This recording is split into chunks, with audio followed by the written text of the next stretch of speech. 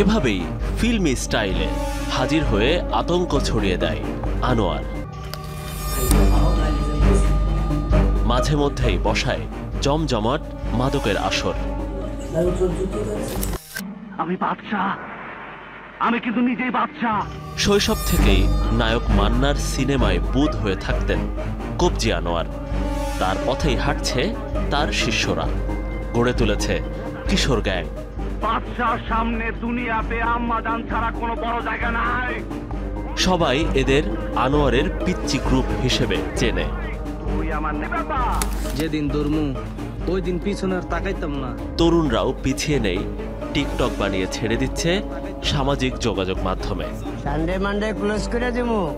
নাম করা ক্যাডার আমরা, পাবলিক নাম শুনলেই কাঁপি। একটু খবর লয়ে দেখ তারা ফেমাস করছে কোন বাপি।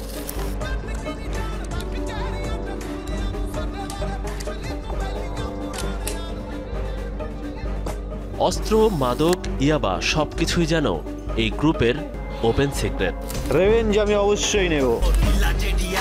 তুই তোর গ্যাংয়ের কথা কস, ওটা তো আঙ্গ চোখের ইশারায় নাচামু। আর তরে যদি একবার রেঞ্জে মিলাইতে পারি, ডাইরেক্ট ঢাকা মেডিকেল পাঠাম। এসব ছবি ফেসবুক, টিকটক থেকে শুরু করে যোগাযোগ মাধ্যমে ছেড়ে দেওয়া হয় নিজেদের আইডি থেকেই।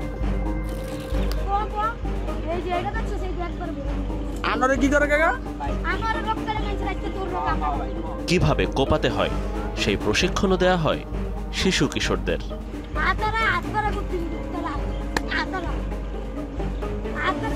প্রশিক্ষক আনোয়ার নিজেই হোয়াটসঅ্যাপে এসে প্রশিক্ষণ দেন তিনি।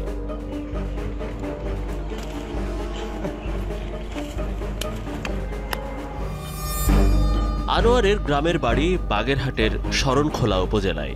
বাবা আব্দুল মালেক বয়াতি, মা আনোয়ারা বেগম। শৈশবে ঢাকায় এসে ওঠেন শ্যামলীর হাউজিং বালুর মাঠ বস্তিতে। ছিল ট্রাক চালক, তারপর হয়ে ওঠে পেশাদার ছিনতাইকারী।